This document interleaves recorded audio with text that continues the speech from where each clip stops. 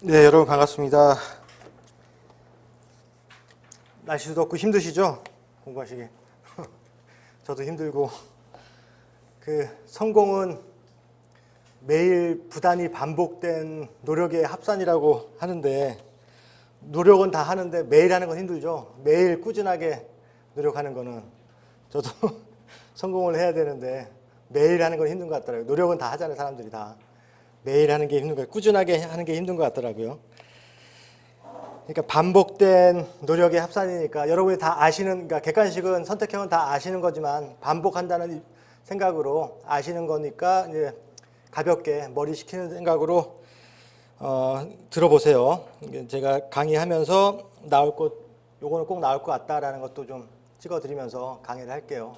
그리고 어제가 또 강복절이었죠. 강의 시작하기 전에 꼭 하고 싶은 얘기가 있어서 어제 강복절에 참석했다가 천안에 갔다가 요즘에 식민지 근대화론이라고 잠시 여러분 머리 식히시라고 얘기하는데 그 주장을 하는 사람이 있는데 여러분이 이제 인권을 공부하시는 분이니까 유럽에서도 그런 비슷한 얘기가 나왔던, 그러니까 노예제도, 식민 지배를 통해서 노예들이 오히려 권익이 향상됐다. 유럽에 와서 그런 얘기 하던 사람이 인간 취급 못 받고 쓰레기로, 그거는 인류 보편적 가치에 반하는 견해잖아요. 그러니까 학설이나 이런 게 아니잖아요. 그죠? 여러분은 어떻게 생각하시는지 모르겠지만 나치 같은 경우 공동체의 보편적 가치를 벗어나는 거는 학설이나 견해가 아닌 것 같은데, 제 생각에는 그것도 하나의 견해니까 존중돼야 된다라고 떠드는데 여러분은 어떻게 생각하시는지 묻고 싶어서 잠깐 얘기했고, 그거는 어제가 강복절이었기 때문에 잠깐 말씀드렸고, 공법 1번부터 진도 나갈게요. 1번 국가배상 청구권. 이거는 행정법에서도 나올 수 있는 테마인데 전체적으로 팔모에서는 헌법은 좀 쉽고 행정법에서는 좀 지엽적인 거, 판례도 좀 옛날 거라 조문이 많이 나왔는데 수험적으로 어떻게 풀어야 될지 한번 말씀드려 볼게요. 1번에서는 1번 지문은 좀 어려웠는데 상호 보증, 조약을 체결해서 구체적으로 할 수도 있지만 조약이 체결되어 있지 않더라도 상호 보증이 있으면은 국가배상법 적용되는 거죠. 조약 체결이 전제는 아니라는 거. 그리고 2번 지문에서도 헌법하고 국가배상법하고 조문을 아느냐 물어보는 거잖아요. 이렇게 나올 수도 있고, 헌법 명문 규정에는 향토 예비군이 없죠. 국가배상법에 향토 예비군이라는 게 추가되어 있어요. 국가배상법이. 그러니까 조문 자체를 물어볼 수도 있어요. 이렇게 변형해서 실제에서는. 근데 향토 예비군이 들어가 있어도 합헌이잖아요. 예시적으로 헌법을 추가해서 한 거니까. 그리고 3번 지문은 이중배상 금지 때문에 좀 어려울 수 있는데, 이거 보시면 어렵지 않죠? 국가유공자법이 정한 보상금 등 그거는 이중배상하고 다르니까 구별할 수 있겠죠, 충분히. 3번 지문도. 그리고 4번은 이것도 법 조문 내용인데, 배상심의위원회가 임의적 전치잖아요. 제기하지 않고도 국가배상법에 따라 청구할 수 있다는 거니까 이것도 쉬운 거고. 그리고 5번에서는 압류 양도 금지와 관련해서 생명 신체를 침해한 부분은 양도하면 안 되겠죠.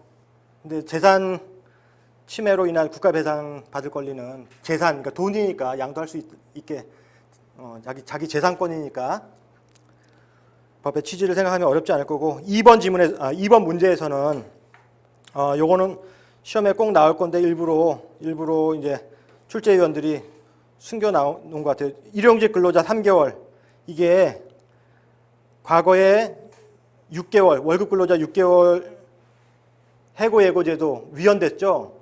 그거는 사례형 대비로 근로의 권리 침해, 평등권 침해잖아요. 그래서 법이 바뀌어서 근로기준법 35조가 삭제되고 그 위에 조문에 3개월이 안 된 사람은 해고예고 적용 예외를 둔 부분은 합헌 판결이 나온 거거든요.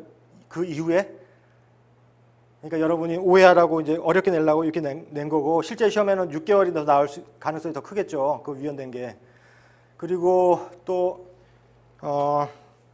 이건 또 개인적인 생각인데, 이건 몇 년 후에, 몇 년이 지나면 정권이 바뀌면 3개월 이것도 위헌될 소지가 있어요. 왜냐하면 현재 취지가 뭐냐면 20년 된 사람이 하루아침에 실업자 되는 거하고, 이제 금방 들어가서 이제 적금도 붓고 보험도 집어넣고 몇십만 원씩 내고 있는데, 잘리면 딴 자리 알아볼 수 있게 한 달 정도 여유는 줘야 될 거 아니에요. 요거는 뭐 근데 수험적으로는 그렇지 않은데 바뀔 확률이 있다고 얘기한 거고, 전에 강의할 때는 기능성 건강식품 위헌 나오기 전에 제가 위헌될 거라고 얘기했었는데, 바로 몇 달 후에 위헌되고 시험에 바로 나왔었기 때문에. 근데 그것도 또 나올 수 있으니까. 그리고 2번, 이거는 어렵지 않죠. 여러분이 위헌 판례를 암기했다면, 지도직 공무원이라는 건 뭐냐면, 그러니까 영구직이나 지도직 공무원 같은 경우에는 전문성이 더 필요하죠. 사회보장, 그러니까 일반 공무원에는 국가유공자에게 가산점 줄 필요가 있잖아요, 정책적으로. 근데 그러니까 국가유공자 같은 경우에는 일반직 공무원으로 가라. 지도직이나 아니면 차라리 전문성을 가지고 국가유공자 가산점 없이 가라. 이런 취지니까 그냥 합헌이라는 거 생각하면은 위헌 암기했으면 문제 풀 때는 어려울 게 없을 거고. 그 다음에 근로의 권리와 관련해서 일할 자리에 대한 권리뿐만 아니라 환경에 대한 권리, 이건 많이 보셨죠? 다 아는 부분이니까. 여러분이 눈으로 봐도 아무리 반복이 중요해도 쉬운 거는 넘어갈게요. 그리고 좀 어려운 거, 여기 2번 문제에서 메모 하나 해놓으시는, 어려운 판례인데 시험에 나올 수 있는 게 뭐냐면, 불법 체류자가 노동조합 가입할 수 있을까요, 없을까요? 우리나라는 김대중 정권 이후부터 인권에 대해서 많이 눈을 떠서 너무 두텁게 보호해주고 있는 부분이 좀 있어요. 불법 체류 외국인이 노동조합에 가입할 수 있어요. 대법원 판례. 그거 나오면 좀 어려울 수 있는데, 헌법하고 직접적이지 않아서. 근데 나올 수 있으니까. 그 3번 사회보장 수급권과 관련해서는 답이 2번인데, 2번은 많이 보셨죠? 교도소에 있으면 기초생활보장법에 의한 돈 같은 거 안 줘도 될 거 아니야. 먹여주고 재워주니까. 그러니까 이게 합헌인데, 이거 침해라고 했으니까 틀린 거고. 또 재미삼아 4번 판례를 보시면, 4번 판례는 뭐냐면은 불쌍한 할아버지 노령, 빈곤 노령, 얼마 받지도 못하는데 연금을 나랑 실질적인 혼인관계 없는 부인 가출해가지고 바람난 여자한테 줘야 되느냐. 법에는 그렇게 규정돼 있죠. 근데 그게 위헌이라는 판례예요. 알고 있죠? 워낙 유명한 판례니까. 3번의 4번 지문에서 분할연금 받는 사람인데, 할아버지인데, 법률혼 관계에 있을 때도 실질적으로 파탄되어 있는 마누라가 있었어요. 근데 법에는 그 연금을, 입법의 취지는 나이 든 분들, 할머니든 할아버지든, 그러니까 기초생활 하라고 한 거잖아요. 근데 실질적으로 돼 있지도 않은데 할아버지 재산권을 침해한다라는 판례니까. 그리고 5번도 워낙 유명한 판례니까, 퇴직 후에 장애 상태, 평등권과 관련해서 퇴직 후에 좀 건강한 사람은 퇴직 후에 저거 될 거고, 좀 덜 건강한 사람은 퇴직 전에 장애 상태가 되거나 폐질 상태, 그 판례 아시죠? 평등권 침해라는 판례. 퇴직 후, 그러니까 우연한 사정이잖아요. 퇴직 전에 발병을 했던, 아프고 있다가 잠복하고 있다 병원에 퇴직 후에 가봤더니 장애 상태 나타날 수 있으니까, 본질적으로 같은 거니까 둘 다 보호해 줄 필요가 있잖아요. 그래서 이거는 평등원칙 위반이라는 판례니까. 그리고 4번 헌법재판소 위헌 결정의 효력. 옳은 거 고르는 건데, 여러분이 많이 좀 생소한 게 기속력 규정, 니은번에서 헌재법 여러분이 꾸준히 보고 계셨지만 그래도 시험에 나오면 좀 어렵죠. 명시적 규정이 있는지 없는지 물어보면, 위헌 결정에는 명시적 규정이 있어요. 기속력에 대한 규정.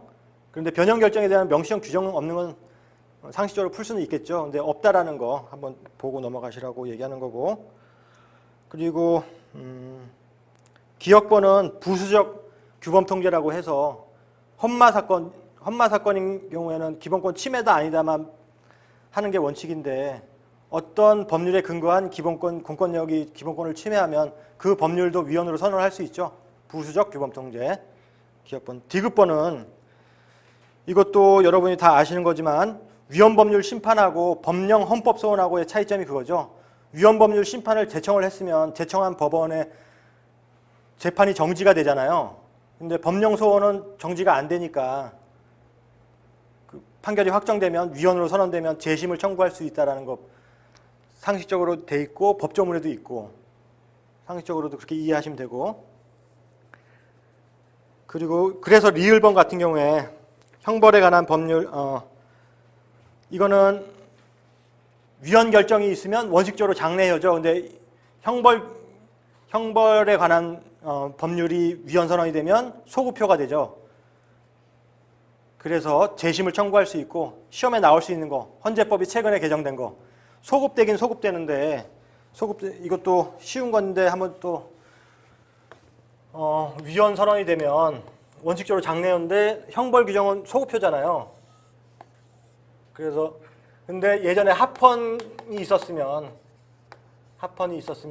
요 합헌 다음 날까지 이게 법조문이잖아요. 그래서 요 때까지는 재심을 청구할 수 있고 요 이후에 기소되면 무죄가 되는 거고 요 전에 거는 간통죄와 생각해 보면 돼요. 간통죄. 예전에 간통죄 합헌이 있었고 위헌이 됐죠. 합헌된 다음 날부터는 재심으로 구제받을 수 있고 합헌되기 전에 유죄 판결 받았던 그 연예인 옥모양은 언제 그랬나 모르겠네. 합헌된 다음에 유죄 판결 받았는지 합헌 전에 했는지 모르겠는데 그렇게 구제된다라는 거 법조문이 중요해요. 헌재법 다음 날이라는 좀 체크해놨다가 만약에 모르신다면 시험에 나올 거니까 체크해놨다가 헌재법 보셔야 돼요. 소급표와 관련해서. 그리고 미음번은 뭐 당연히 체납 처분이라는 게 집행하는 건데 위헌돼 있는데 집행해버리면 이거는 헌재를 무시하는 거죠. 체납 처분하는 것은 기속력에 반하지 않는다. 체납 처분이 집행하는 건데 체납 처분하면 안 되겠죠, 당연히. 그리고 옳지 않은 거 5번 대의제도. 국민과 국회의원은 자유위임 관계에 있는 것이 아니라 명령적 위임. 틀린 지문이죠. 대의제의 기본은 자유위임이고 그러면 헌법에 명시적 규정이 있느냐? 명시적 자유위임 규정은 없지만 여러분이 사례를 대비해서 몇 조 몇 조에 의해서 헌법 몇 조 몇 조에 의해서 자유위임이라고 논거를 만들 수 있겠죠? 법전 양심에 따라 그 헌법 조문 안 보고 가도 되겠죠. 시간이 없으니까 찾아서 몇 전지 말씀 안 드려도 되겠죠. 그러니까 헌법 조문에 그러니까 명시적 규정은 헌법에 명시적 규정은 없고 헌법 전문가 그 국회와 관련된 조문 찾아보면 몇 조 있을 거 아니에요. 여러분한테 법전을 주니까 사례형에 나올 때는 그래서 그거를 통해서 자유이임 관계에 있다라고 보시면 되고 미음번과 관련해서는 헌법적 대표설이라는 게 있는데 국민과 대표 간의 관계가 헌법적 대표설. 헌법이 직접 규정해서 대표가 된다. 그러니까 대표하는 정당성. 국민이 위임을 했다. 그러니까 위임은 선거를 통해서 위임을 하는 거죠. 근데 헌법에 규정돼 있어서 대표가 된다는 거는 대통령이나 헌법재판소, 법원 같은 경우는 헌법에 규정돼 있음으로 해서 국민을 대표해서 특히 대통령은 헌법적 대표가 되는 거고 헌법재판소나 법원 같은 경우에도 국민을 대표해서 다른 사람을 그러니까 법원 같은 경우에는 권리 구제를 위해서 국민을 대표해서 권력을 행사하는 거죠. 헌법에 규정돼 있기 때문에 헌법에 규정돼 있어서 정당성을 갖고 국민을 대표한다라는 거고 이것도 뭐 어렵지 않게 헌법적 대표설이나 법적 대표설 같은 경우에는 그 헌법이나 법에 규정돼 있어서 대표한다는 거고, 그 선거 같은 국민의 위임에 따라서 대표한다라는 학설이 있겠죠, 당연히. 학설은 그냥 재미로 한번 보세요. 시험에도 뭐 그냥 나오면 여러분이 이해하면 풀 수 있는 거니까. 이것도 헌법적 대표설이라 가지고 이거는 한번 생각하면은 맞출 수 있는 거죠. 암기 안 해도. 이해되시죠? 그리고 디귿번은 단순 암기고 리을번도 판례인데, 유권자가 설정한 국회 의석 분포, 국회 구성권 지문으로 나오죠. 근데 이거는 여러분 머리 식히라고 잠깐 얘기하면, 사실은 헌재에서는 이렇게 표현했지만 지금 현재는 국민의 권리를, 촛불 정권에서는 반대 견해가 있을 수 있겠죠. 판례는 이렇게 하는데 뭐 출제 교수들이나 여러분도 뭐 민주당의 몇 석, 뭐 자유한국당의 몇 석 정도 줄 거를 아주 한 명까지는 정할 수는 없다고 하더라도 그것도 국민 주권에 바탕한 거라고 생각해 볼 수는 있겠죠. 그러니까 아주 추상적으로 문제를 그 실전에서 사례형에서 한번 생각해 보라고 모의고사에서는 충분히 낼 수 있을 것 같아요. 판례는 이건데 여러분의 생각은 어떠냐. 국민의 지금 직접 민주주의에 대한 요청이 엄청 심화되는 시대잖아요. 그죠? 촛불 이후부터 직접 민주주의와 관련된 거. 그리고 6번 기간소송과 권한쟁의 심판. 옳은 것과 옳지 않은 거 고르는 건데, 이 부분도 뭐 거의 행정법 테마이긴 한데, 기억번은 기관위임 사무는 국가사무죠. 그렇기 때문에 권한쟁의 심판의 대상이 안 되는 거고, 당연히. 그리고 단순 암기로 자치사무하고 국가사무 구분하는 거는 지방자치법 구조랑 법령하고 성질에 따라 구분하는데, 사례에서는 그렇게 구분하죠. 근데 단순 암기로 여기서는 초중고, 자치, 대학, 국가사무라고 그냥 선택형에서 암기해버리세요. 뭐 여러분이 뭐 하나하나 뜯어볼 시간이 있는 게 아니니까, 선택형에서는. 그리고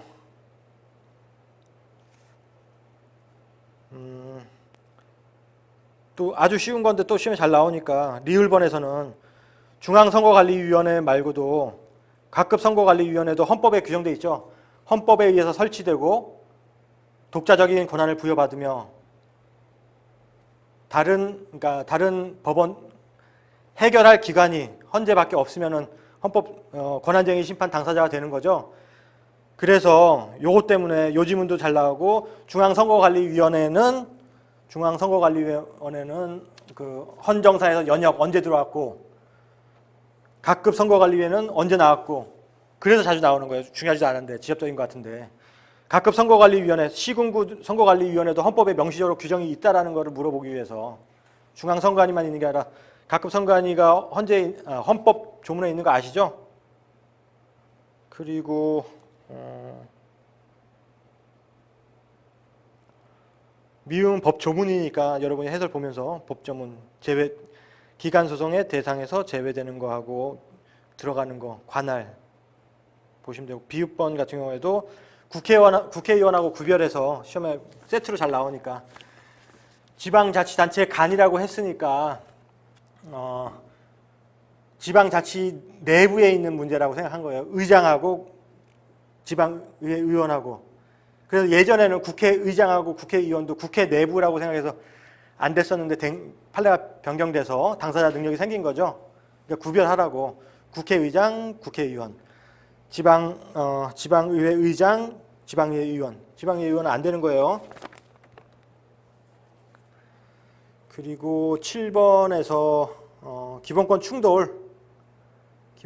충돌은 문제 푸는데 어려움이 없었을 거고, 그 충돌 해결하는 게 이익형량하고 규범조화 두 가지 방법이 있잖아요.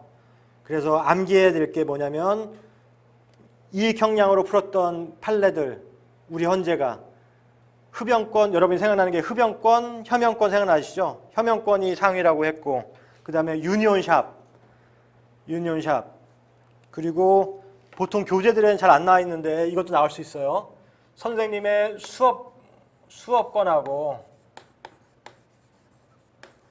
학생의 학습권하고 이게 더 우월하다라고 문제 나올 수 있으니까. 그리고 수업권 같은 경우에는 그러니까 교사가 자기 수업권이니까 권리니까 수업 안 하고 교원노조 나가서 파업하겠다.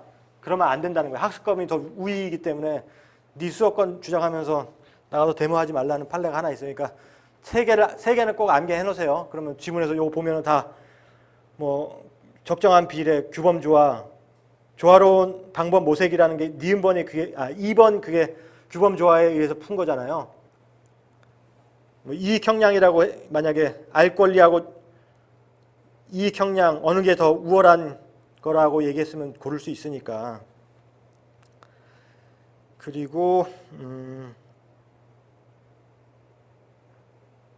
기본권 제한의 그러니까 3번에서도 기본권 제한의 비례성을 상실하지 아니하였다. 이게 규범 조화적으로 부분적으로 제한을 가하는데 서로 양보해서 비례 원칙을 상실하지 않아서 타인 표현의 자유하고 표현의 자유,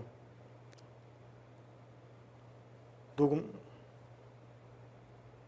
다른 사람의 사생활, 통신 비밀, 사생활이나 통신 비밀, 공개자의 표현의 자유 두 개 주장할 때 규범 조화적으로 해석을 해서 어느 게 더 그러니까 서로 양보했는데 비록 처벌하더라도 규범 조화적으로 해석했을 때 합당하다라는 판례고, 그 다음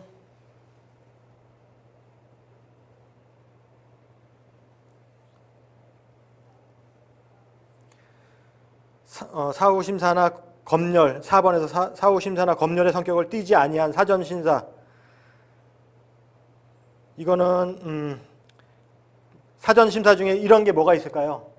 방영 금지 가처분 같은 게 이런 거예요.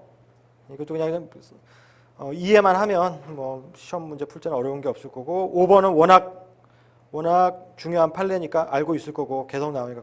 건강기능식품, 이거는 사례형에서는 광고도 표현의 자유의 보호 영역, 그리고 광고에 대한 사전 검열은 뭐 행정청이 주체가 돼야 되고, 사전 심사, 그다음에 제출 의무, 금지할 수 있는 강제 수단 뭐 이런 거 다 암기돼 있으시죠. 그리고 8번 재산권과 관련해서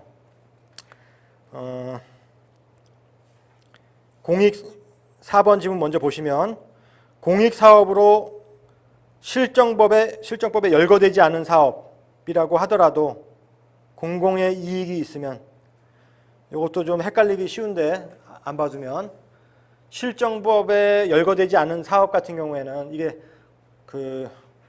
남이 재산권을 수용이라는 건 뺏어가는 거잖아요. 그래서 좀 엄격하게 본다라고 생각하시고, 요거는 요 판례를 좀 암기하셔야 돼요. 실정법에 열거되어 있지 않으면 수용 못한다라고 생각하시고, 이거는 법원의 판단의 문제니까. 솔직히 어떤 것도 있냐면 보시면 골프장, 3번에서 골프장 같은 경우에는 공익성이 약해서 민간 개발자가 수용권을 갖는 거는 위헌이잖아요. 이것도 그러니까 이것도 중요하니까 시험에 나올 것 같아요. 이것도 판례 공용 수용과 관련해서 일단 수용권은 그 국가뿐만 아니라 수용이라는 거는 국가가 재산권을 뺏어가는 건데, 수용하기 위해서 그 연구단지나 아파트 같은 거 만들 때 그 시행자가 민간 어떤 건설사가 될 수 있잖아요. 근데 민간이 하더라도 공익성이 있으면 민간에게 수용권을 준 게 합헌이잖아요. 원칙적으로. 요 합헌이라는 판례가 여러분 지문에 나올 수도 있고, 요것처럼 이 공익성이 약한데도 불구하고 민간에게 수용권을 준 거는 위헌이라는 판례. 비교해서 세트로 나올 수 있어서 요거 비교해서 보시라고 말씀드리는 거고, 그리고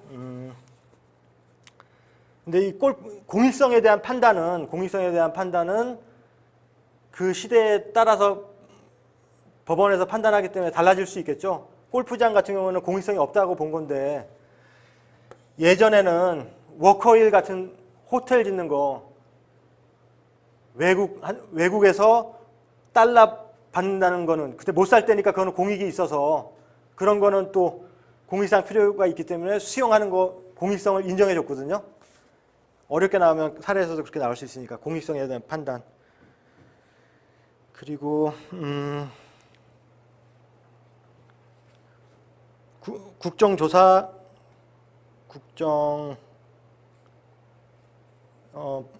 꼼꼼하게 보는 김에 그 8번에서 2번 지문에서도 공익의 필요, 공익성은 공공복리보다 더 엄격하다, 좁다.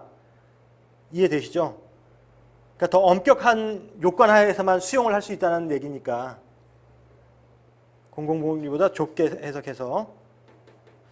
그리고 국정감사 및 조사에 관한 설명으로 옳은 거 고르는 건데 이것도 암기를 좀 하세요. 이거 시험에 가끔 나오는데 이거 단순 암기여서 여러분 머리 생각 쓸 게 아닌데 국감하고 국조하고 10부터 60까지 50, 60에 조 들어왔고 계속 없다가 에칼에 표를 해놨으니까 이거는 그냥 국정조사는 특정 사안에 대해서 하는 거잖아요. 5060, 80년 5060에 국정조사가 있었고 막판에 시험 볼 때 막판에는 암기할 거는 보시면 될 것 같고 그 다음 또 요번에 조금 어려운데 디귿번이 니은번은 워낙 쉬우니까 그 암기하라는 거고 보시면 되는 거고 디귿번은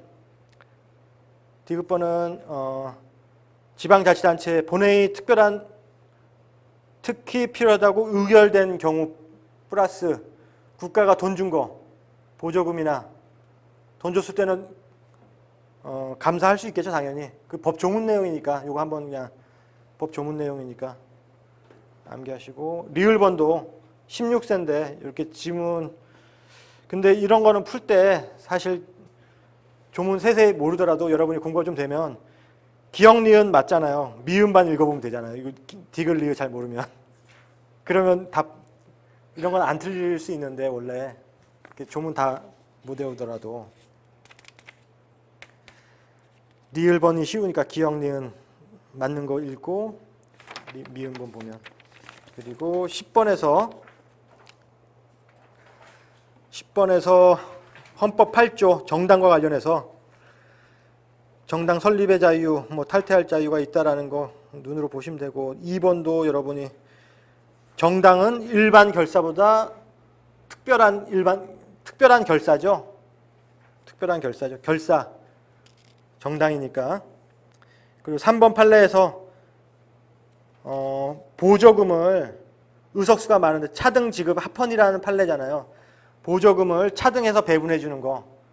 의석수가 많은 정당에게는 많이 주고 의석수가 적은 정당에게는 조금 주는 게 합헌 그 판례니까 눈으로 읽어보시면서 암기하시면 되고 4번과 관련해서는 정당은 금품 수수에 대한 일정한 규제 정당 일정한 규제 금권 선거나 아니면은 타락 선거가 되면 안 되겠죠. 일정한 규제 일반론으로 민주주의의 필연적 기결이다.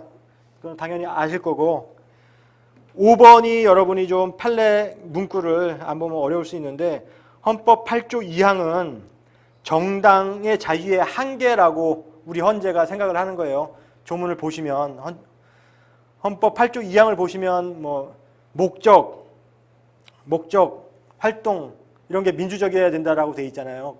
그렇기 때문에 헌법 1조에서